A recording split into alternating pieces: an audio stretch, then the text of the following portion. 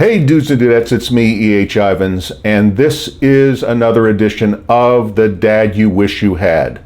You can call me Uncle Herbie. Before we go on and before we get into the question today, which is a very serious question asked by actually a friend of mine and someone I know quite well, and this is going to be a deep discussion, really. But before we get into that, just remember that right above my head it says My Other Dad. If you text that to the 844 number above, you can ask me any questions that you have that you may have wanted to ask the dad you wish you had. Since over half of Americans grow up without a father, and too many of us grow up with fathers that are unattached or too involved in our own problems or too wacky, and you would like a male perspective, there are plenty of female perspectives, it seems to be in our culture, but not too many male ones. Just text me above at My Other Dad and I will answer your questions. Also make sure that you subscribe, click the notification button, and remember to share this podcast with your friends. Okay, let's get down to business today and the question. And the question is, this friend of ours has, when I say ours, my ex-wife and I, these are old friend of ours, and their adult daughter has a child who wishes to be another gender. This particular child is a little girl, and she wants to be a boy, and she is currently 9 years old, and she is pressuring her mom and dad for where she found out about this, how she found out about this is beyond my understanding, but she wants to be surgically made into a boy, and she wants it now, and she's become quite, well, let's just say it's quite a story. Anyway, to make a long story short, I know this little girl, not really well, but she is, when I was a kid, what we would have said is that she is a tomboy. She is a very boyish little girl. She likes everything boy-like. She doesn't play with dolls, so on and so forth.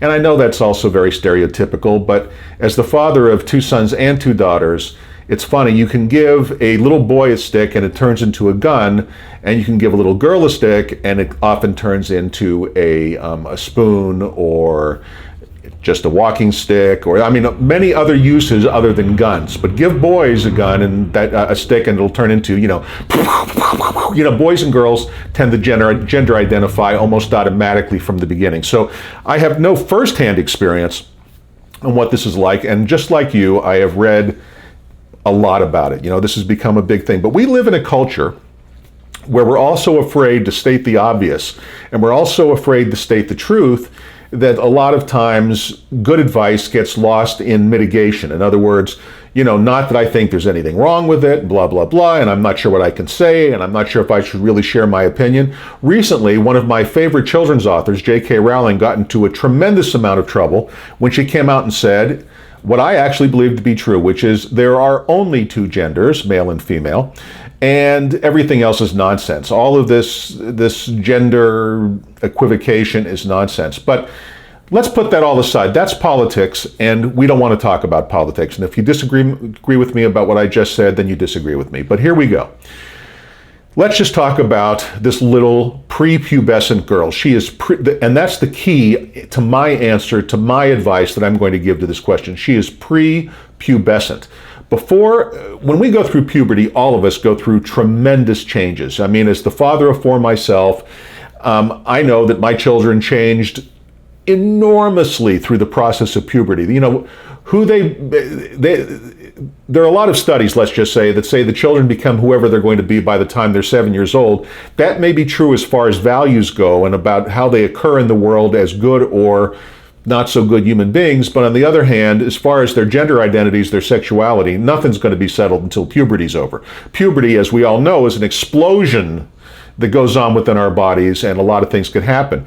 And what if this little girl who wants to be a boy turns out simply to be gay? Okay, then gender reassignment would have really made a mess out of her life. And there's a lot, this whole rush towards gender reassignment surgery on prepubescence is, in my view, barbaric. I wouldn't even consider it. And, how do you talk to a 9-year-old or 8 or 9 or 10-year-old girl about, where she even got this in her head has got to be some well-meaning but completely crazy woke person who somehow talked to her about this, or maybe some crazy therapist. A lot of people, I've said this before, I'll say it again, a lot of people who go into the therapy business, particularly the social worker types who don't have PhDs, And again, I'm making a broad generalization, and I'm sure there are a lot of very good ones, but a lot of them go into it because they're nuts.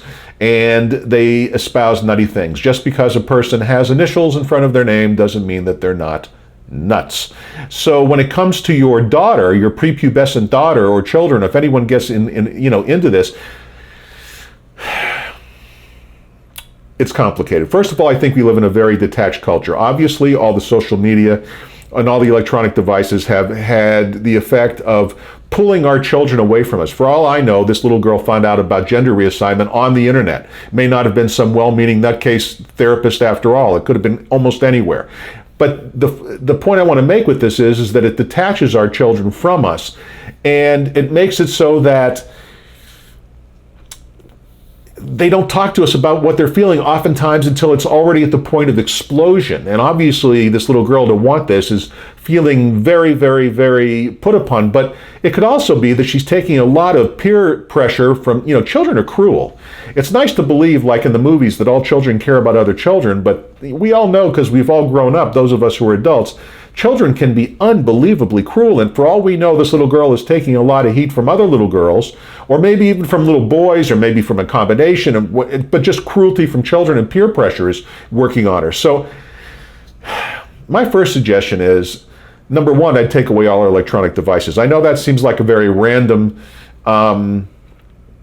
statement, but first of all, I don't think a child of that age should have a smartphone, in my personal opinion. If she does, or access unfettered and uncensored from the computer, you've got to exert parental controls on everything that she's reading and seeing, so that she doesn't. On the internet, you can find all kinds of crazy stuff, and you've got to limit the amount of time she spends away from you, detached from family. Number two, you've got to spend a lot of serious time with this young woman, and you have to talk to her honestly and openly about permanence, and when something's done, how it can't be undone.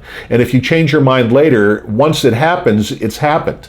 And while, when you're prepubescent, a month seems like, an eternity. Time seems so long, and we all know the older we get, the faster it goes. And, she's thinking in the terms of her prepubescent, not fully formed, not fully developed, not fully mature mind, that she has to get this thing done. This is a very serious subject.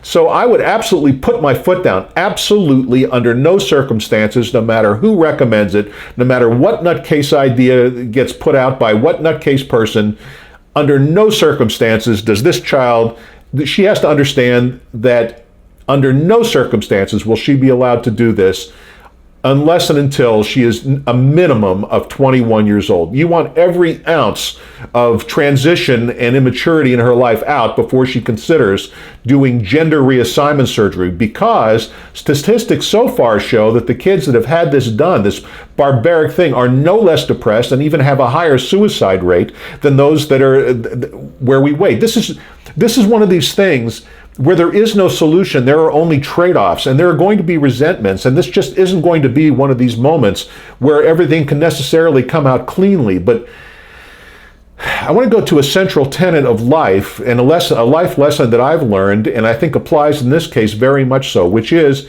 99% of problems will self-correct if you don't do anything at all.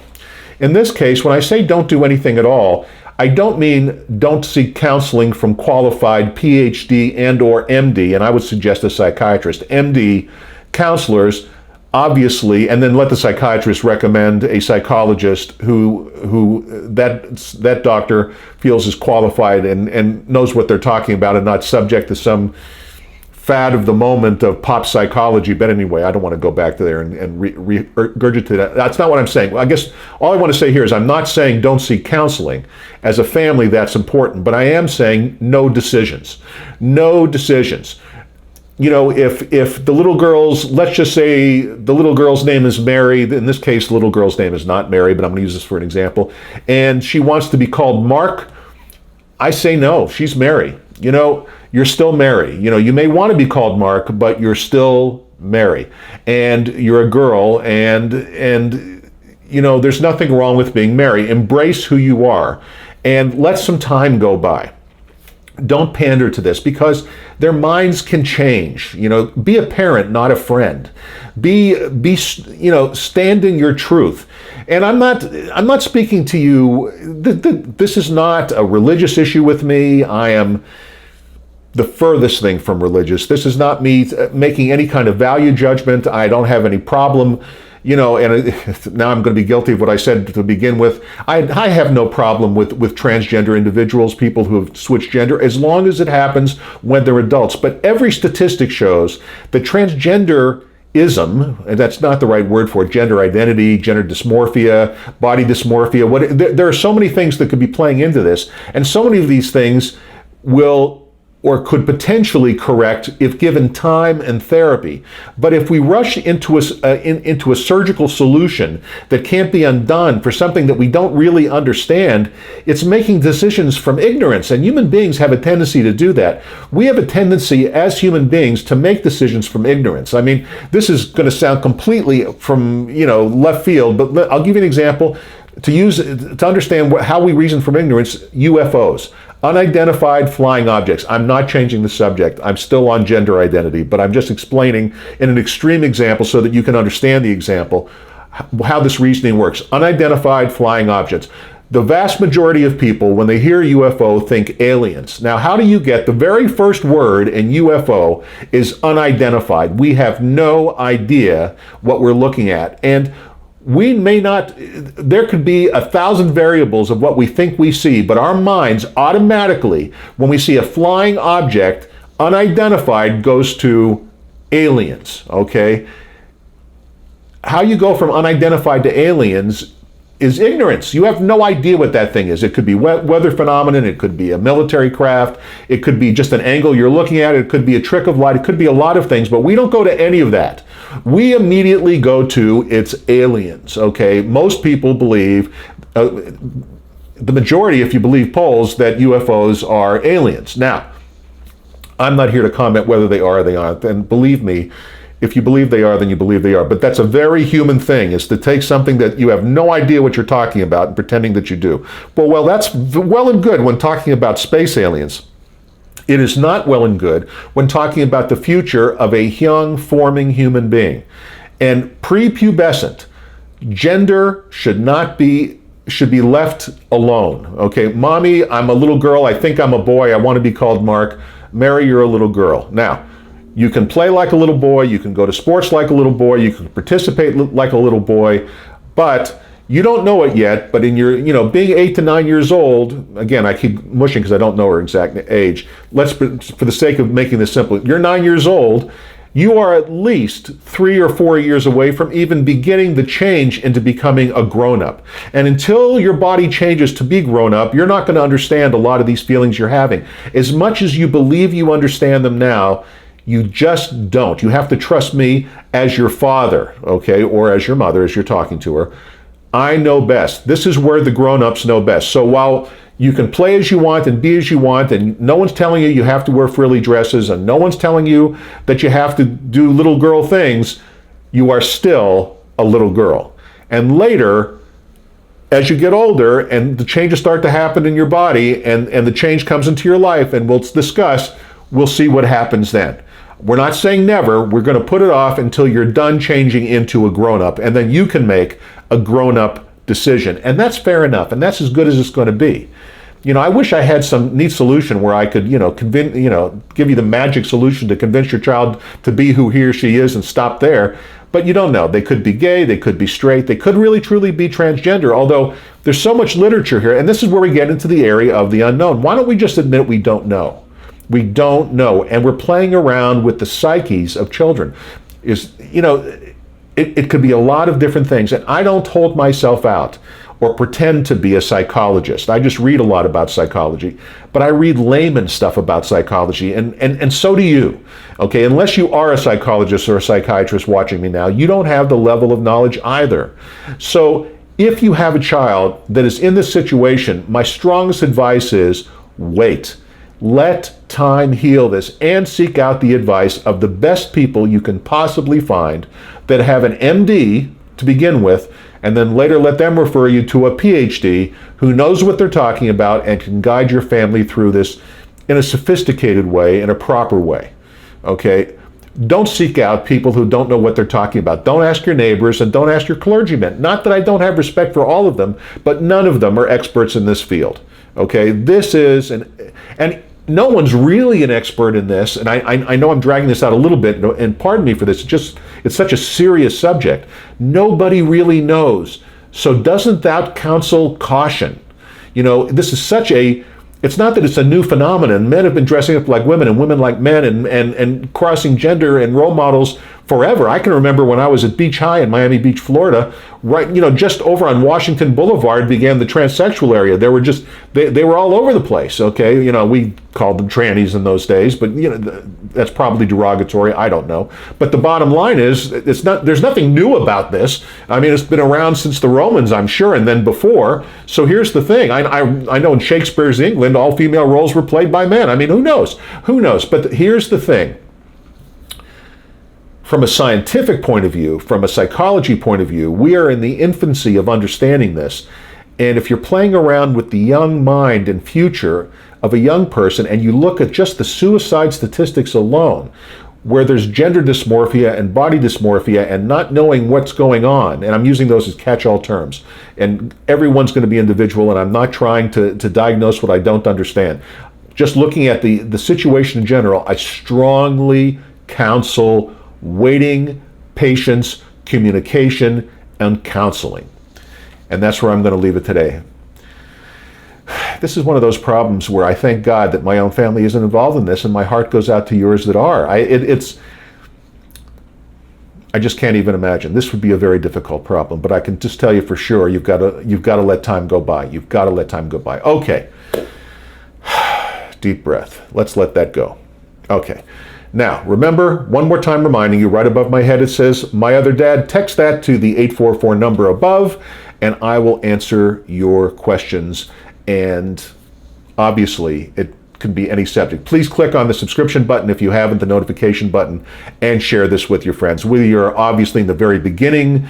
This is not even episode 10 yet. We're just getting started. We don't have an audience yet, but I'd like to have an audience, and I think there's a role for the dad you wish you had. And I hope you agree to and share this with friends. Okay, that's it for today. Thank you very, very much.